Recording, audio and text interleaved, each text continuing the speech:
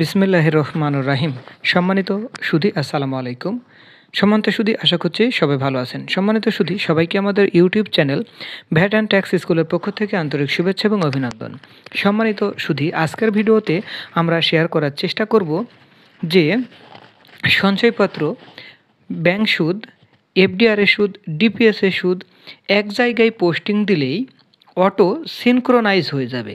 অর্থাৎ এই যে উৎসে করকর্তন আছে, সেটা যখন আপনি টিডিএস বা উৎসে করকর্তন সমন্বয় করতে যাবেন, তখন আলাদাভাবে সঞ্চয়পত্রের নাম্বার বা রেজিস্ট্রেশন নাম্বার অথবা bank account number, bank interest, ব্যাংকের নাম, ব্রাঞ্চ নেম, এই জিনিসগুলো বসাইতে হবে না, অটো সিনক্রোনাইজ হয়ে যাবে। অর্থাৎ সিনক্রোনাইজ ফ্রম ইনকাম থেকে যখন সিনক্রোনাইজ করব তখন অটো ওখানে চলে যাবে। যেমন সঞ্চয়পত্র আমরা 4 জায়গায় পোস্টিং দিই।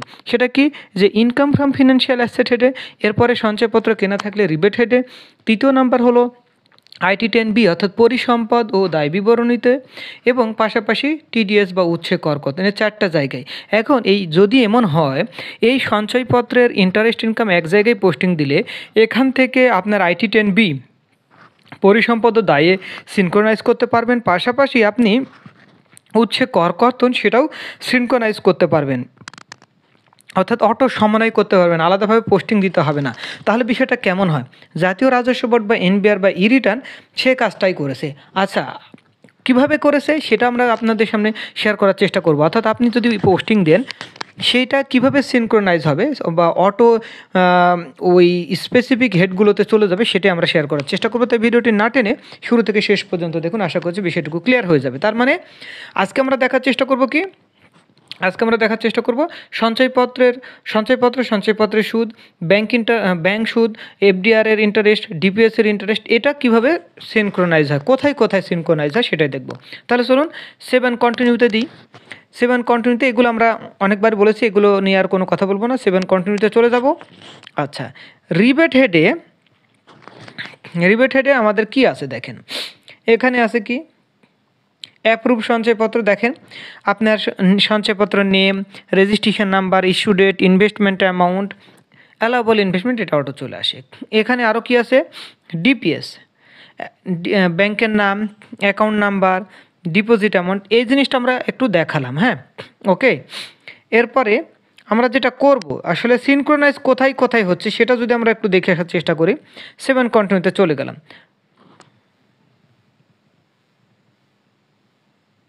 আচ্ছা, এরপরে আমরা এক্সপেন্ডিচারে যাব না, কোথায়, ইনকামে যাব। ইনকামে কি দেখব, income from financial asset head. তো ফিনান্সিয়াল অ্যাসেট হেডে এখানে আমাদের কি থাকে দেখেন, আমরা যদি সঞ্চয়পত্র সিলেক্ট করি, ইন্টারেস্ট ফ্রম সঞ্চয়পত্র আদার দেন পেনশনার, দেখেন এখানে কি কি থাকে। আমাদের registration number, issue date, value, gross interest, TDS, এটা আপনি বসাবেন। এটার পাশাপাশি যদি আপনার FDR interest, DPS interest, bank interest থাকে, তাহলে এখানে এই যে আমাদের জাস্ট একটা নমুনা দিয়েছি, এক্সাক্ট তথ্য না, আপনি এখানে ব্যাংকের নাম, account number, gross interest, related charges এবং টিডিএসটা আপনি দিয়ে দিলেন। ওকে, এখন কথা হলো এইটা কি আদৌ সিনক্রোনাইজ হবে কি না। আমরা তো দেখালাম সঞ্চয়পত্র, দেখালাম ব্যাংক ইন্টারেস্ট, তাহলে ব্যাংক ইন্টারেস্ট কোথায় সিনক্রোনাইজ হবে এবং সঞ্চয়পত্র কোথায় কোথায় সিনক্রোনাইজ হতে পারে। রিবেটে হবে না, এক্সপেন্ডিচার হবে না, অ্যাসেটস অ্যান্ড লাইবিলিটি সেটে যাই। এখান থেকে যদি ফিনান্সিয়াল অ্যাসেটে যাই, ফিনান্সিয়াল অ্যাসেট হেডে আমরা কি দেখব, সঞ্চয়পত্রের ফিগারটা অটো হয়ে যায়।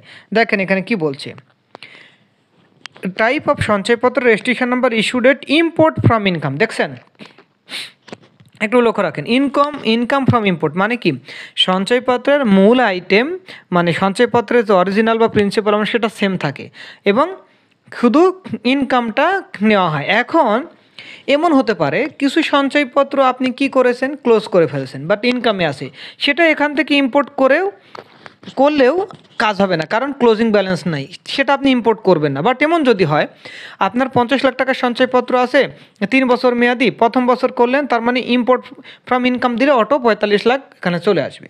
আবার এইখান থেকে আপনি যদি, এই যে বলছি আমি যেহেতু পোস্টিং দেইনি তাই লেখা আছে কি ইন্টারেস্ট ফ্রম সঞ্চয়পত্র নো ডাটা ফাউন্ড, এই যে নো এবং সিনক্রোনাইজ ভ্যালু, যখন এখানে ডাটা ফাউন্ড পাওয়া যাবে সিনক্রোনাইজ ভ্যালু দিলে কোনটা কোনটা আপনি নেবেন সেটা সিলেক্ট করতে পারবেন। অর্থাৎ আপনার যদি একের অধিক সঞ্চয়পত্র থাকে, ধরেন একটা সঞ্চয়পত্র ক্লোজ করেছেন আর একটা কিনেছেন, এরকম থাকে না? তো এখন ধরেন আপনার 5টা সঞ্চয়পত্রের মধ্যে একটা ক্লোজ করছেন আর 4টা আছে, তাহলে এই ইন্টারেস্ট ইনকামে 5টাই দেখিয়েছেন, 5টা থেকেই মুনাফা পেয়েছেন, 5টাই দেখিয়েছেন, বাট থাকবে কয়টা? 4টা। তাহলে এখানে সিনক্রোনাইজ যখন হবে তখন ডাটা যখন ফাউন্ড দেখাবে তখন কয়টা সঞ্চয়পত্র দেখাবে? 5টা। 5টার মধ্যে আপনার আছে কয়টা? 4টা। 4টা সিলেক্ট করে সিনক্রোনাইজ ভ্যালু দেবেন, এখানে অটো কিন্তু চলে আসবে, এইখানে অটো চলে আসবে। হ্যাঁ, আলাদাভাবে পোস্টিং দিতে হবে না, যেটা আগে আমরা টাইপ অফ সঞ্চয়পত্র লিখতাম, রেজিস্ট্রেশন নাম্বার লিখতাম, ইস্যু ডেট লিখতাম, ভ্যালুটা লিখতাম। হ্যাঁ, তাহলে সঞ্চয়পত্র অটো সিনক্রোনাইজ হচ্ছে। আচ্ছা, এখন দেখেন ফিক্সড ডিপোজিট এটা কিন্তু সিনক্রোনাইজ হবে না, কারণ এটা ব্যালেন্স বাড়তে থাকে। এফডিআরে যা জমা করবেন, মানে যে টাকা এফডিআর করবেন, ইন্টারেস্টটা ইনকাম যোগ হবে, উচ্ছে করকতন বিয়োগ হবে, এক্সাইজ ডিউটি বা চার্জেসগুলো বিয়োগ হবে, এই জন্য এটা নেওয়ার কোনো সুযোগ নেই। আচ্ছা, ডিপিএস কি নিবে? ডিপিএসও নেওয়ার সুযোগ নেই। আচ্ছা, এছাড়া আর কি হতে পারে? আমাদের প্রভিডেন্ট ফান্ডও হচ্ছে না। তাহলে সমান্ত সুদী আপনি দেখলেন এখান থেকে শুধুমাত্র সঞ্চয়পত্রটা কি হচ্ছে ইন্টারেস্ট ইনকাম থেকে সিনক্রোনাইজ হয়ে ইম্পোর্ট করতে পারতেছেন। কোথায়? আইটি 10B অর্থাৎ পরিসম্পদ ও দায় বিমূর্ত, অর্থাৎ আলাদাভাবে লিখতে হচ্ছে না। এরপরে চলে যায় ট্যাক্স অ্যান্ড পেমেন্টে। ট্যাক্স অ্যান্ড পেমেন্টে আপনি যে উচ্ছে করকর্তন দিয়েছেন, উচ্ছে করকর্তন কার কার থাকে? ব্যাংক ইন্টারেস্টের আছে, এফডিআর ইন্টারেস্ট, ডিপিএস ইন্টারেস্ট, সঞ্চয়পত্র আছে না? তার মানে এটা ইনকামে হিট করেছে, আর সঞ্চয়পত্র আইটি 10Bতে গেছে, ঠিক না? এখন এই ইনকামের এগেনস্টে যেহেতু উচ্ছে কর্তন আছে, তাহলে এটা যদি সিনক্রোনাইজ হয় তাহলে আলাদাভাবে লিখতে হবে না। কারণ এটা সিনক্রোনাইজ হবে কি না সেটা যদি আমরা আপনাদের সামনে শেয়ার করি তাহলে বিষয়টুকু ক্লিয়ার হয়ে যাবে। তাহলে চলুন, এখানে লেখা আছে have you paid any source tax, advance tax আর এনি রেগুলার ট্যাক্স? আমি বলছি ইয়েস, আমার সোর্স ট্যাক্স আছে। এখন বলছে আপনি কি আপডেট করতে চান কিনা? Do you need to update your tax payment status? আমি বলছি ইয়েস। সাথে সাথে আমাকে ই রিটার্ন লেজারে নিয়ে যাবে। ই রিটার্ন লেজারে যখন নিয়ে যাবে তখন আমি এখানে হাতের বাম সাইড থেকে আমি কি করব? ক্লেম করব সোর্স ট্যাক্স। কী আগে প্রথমে সঞ্চয়পত্র দেখাই। দেখেন সঞ্চয়পত্র এখানে কি বলছে, আগে আমরা কি করতাম? এই সিনক্রোনাইজ ফ্রম ইনকাম এটা কিন্তু ছিল না, সিনক্রোনাইজ ফ্রম ইনকাম ছিল না। আমি রেজিস্ট্রেশন নাম্বার দিয়ে সার্চ দিলে অটো চলে আসতো, তখন ওইখান থেকে আমরা সঞ্চয়পত্রের যতটুকু ইন্টারেস্ট এগেনস্টে ট্যাক্স কাটছে সেটা আমরা ক্লেম করতাম, ক্লেম করে সেভ দিলে অটো হয়ে যেত। কিন্তু এখন কি করেছে? এই যে সিনক্রোনাইজ ফ্রম ইনকাম, তার মানে ইনকামে যে সঞ্চয়পত্রের ইনকাম আছে এগেনস্টে ট্যাক্স আসে সেটা অটো এখানে চলে আসবে। বলছে নট ভেরিফাইড ডাটা ফাউন্ড, মানে আমি পোস্টিং তো দেইনি, পোস্টিং দিলে এখানে চলে আসতো। এরপর থেকে আপনার যে সঞ্চয়পত্র, অর্থাৎ যে সঞ্চয়পত্রের ইন্টারেস্ট ইনকাম আছে, যে সঞ্চয়পত্রের ইন্টারেস্ট ইনকামের এগেনস্টে টিডিএস আছে, সেটা আপনি সিলেক্ট করবেন 1 2 3 করে সিলেক্ট করবেন। সিলেক্ট করার পরে কী করবেন? সিনক্রোনাইজ ভ্যালুটা গ্রিন হয়ে যাবে, তখন সেভ দিয়ে দেবেন। আমি নিজে ফিজিক্যালি করেছি বলে, এবং আপডেটগুলো প্রতিনিয়ত হচ্ছে। আচ্ছা, এটা তো গেল সঞ্চয়পত্র। যদি এমন হয় সঞ্চয়পত্র ছাড়া যদি ব্যাংক ইন্টারেস্ট হয় তাহলে কী করবেন? এজ এ ব্যাংক, ওকে। তাহলে দেখেন এখানেও বলছে আগে যেটা আমরা করতাম, ব্যাংকের নাম দিতাম, ব্রাঞ্চের নাম দিতাম, অ্যাকাউন্ট নাম্বার দিতাম, ইন্টারেস্ট দিতাম, টিডিএস দিতাম। এখন কিন্তু দেখেন এখানে বলছে সিনক্রোনাইজ ফ্রম ইনকাম, অর্থাৎ এই যে ইনকাম ফ্রম ফিনান্সিয়াল অ্যাসেট হেডে যে ইন্টারেস্ট ইনকামগুলো পোস্টিং দিচ্ছেন সেটা সিনক্রোনাইজ দিলে অটো ওখান থেকে চলে আসবে। দেখি আসে কিনা, দেখেন, দেখছেন আমি একটা কিন্তু অটো দিয়ে রাখছিলাম, এক্সাক্ট তথ্য না, জাস্ট একটা ব্যাংকের নাম দিয়েছিলাম, ইন্টারেস্ট দিয়েছিলাম, কত ইন্টারেস্ট পেয়েছি, অ্যাকাউন্ট নাম্বার, টিডিএস সবই কিন্তু দিয়েছিলাম। হ্যাঁ, এখান থেকে শুধু আপডেট করতে হবে কি, ব্রাঞ্চ নেমটা লিখলে আপনার এটা গ্রিন হয়ে যাবে। মাথায় রাখেন কি লিখতে হবে, এখানে ক্লিক করতে হবে, ক্লিক করার পরে এখানে আপনি কি লিখবেন? ব্রাঞ্চের নাম লিখবেন। হ্যাঁ, এখানে ব্রাঞ্চের নাম লিখবেন, ব্রাঞ্চ নাম লিখলে এখানে যে সিনক্রোনাইজ ভ্যালুটা কি হয়ে যাবে? গ্রিন হয়ে যাবে, তখন সেভ দিয়ে দেবেন। তাহলে কি সম্বন্ধে শুধু এক তথ্য বারবার আর আপনাকে কি করতে হচ্ছে না, পোস্টিং দিতে হচ্ছে না, অটো কি হয়ে যাচ্ছে? সিনক্রোনাইজ হয়ে যাচ্ছে। অর্থাৎ এক জায়গায় পোস্টিং দিলে ওখান থেকে আপনার ডাটা ইম্পোর্ট করার সুযোগ, কারণ সার্ভারের এটাই একটা চমৎকার নিয়ম যে এক জায়গায় পোস্টিং দিলে এই তথ্য যেখানে যায় সেখান থেকে আপনি ইম্পোর্ট করে ডাটাটা ইউজ করতে পারবেন। তো যাই হোক, জাতীয় রাজস্ব বোর্ডের এ ধরনের জাতীয় রাজস্ব বোর্ডের এ ধরনের উদ্যোগকে স্বাগত জানাই।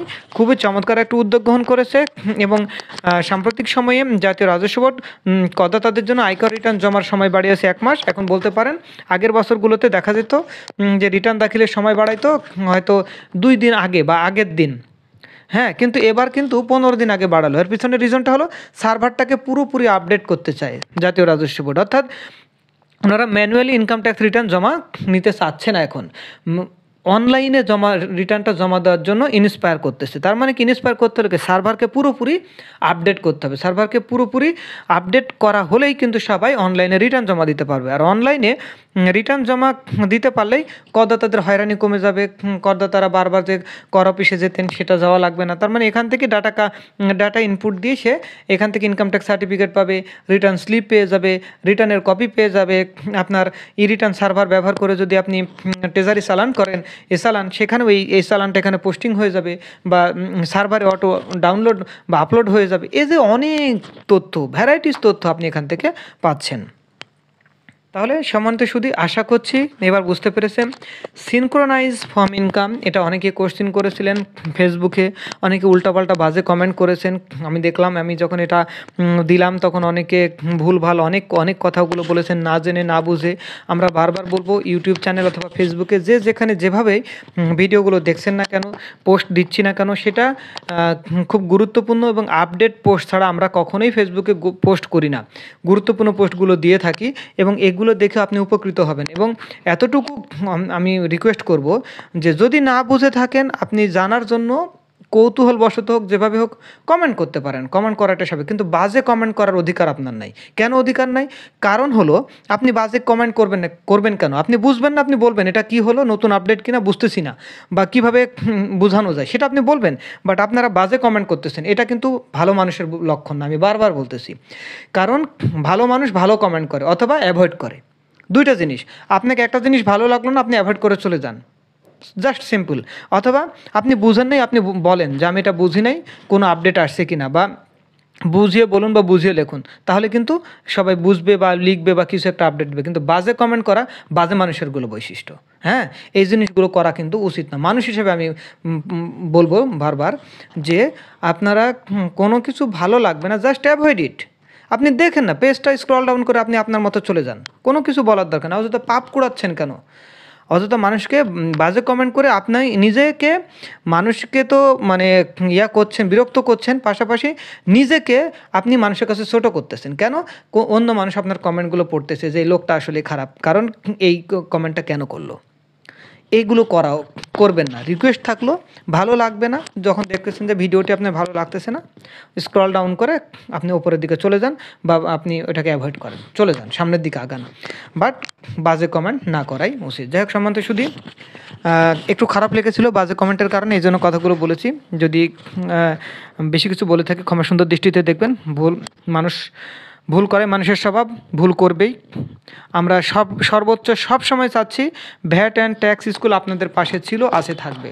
খুবই চমৎকারভাবে প্রত্যেকটা আপডেট, প্রত্যেকটা ঘন্টায় অথবা প্রত্যেকটা দিন অথবা প্রত্যেকটা সপ্তাহে আমরা কিন্তু আপডেট দেওয়ার চেষ্টা করছি। কোথায় কীভাবে আপডেট আছে সেটা ভিডিও আকারে হোক, পোস্ট আকারে হোক, কোনো না কোনোভাবে কিন্তু আপডেট দিচ্ছি। আশা করছি উপকৃত হবেন। যাই হোক সম্মানিত শুধু ভিডিওটি ভালো লাগলে অবশ্যই লাইক দেবেন, শেয়ার করবেন, কমেন্ট করে জানাবেন। এবং ভিডিওটি যদি এতটুকু আপনার উপকার এসে থাকে, তাহলে আমি এতটুকু রিকোয়েস্ট করব, আমার চ্যানেলটিকে সাবস্ক্রাইব করে যাবেন, বেল আইকনটা অন করে যাবেন, যাতে এর পরের যে আপডেটেড ভিডিও আসতেছে সেটা যেন আপনি খুব দ্রুতই জানতে পারেন। কারণ আপনি মনে করতেছেন এই ভিডিওটি আপনার জন্য উপকারে আসেনি, কিন্তু এর পরের ভিডিও যেটা আসবে সেটা যে আপনার উপকারে আসবে না সেটা কিন্তু বলা মুশকিল। অতএব চ্যানেলটিকে সাবস্ক্রাইব করে রাখলেই আপনি আপনার আপডেটগুলো আপনি জানতে পারবেন। যাই হোক সম্মানিত শুধু আজকে পর্যন্তই। সবাই ভালো থাকবেন, সুস্থ থাকবেন। আসসালামু আলাইকুম।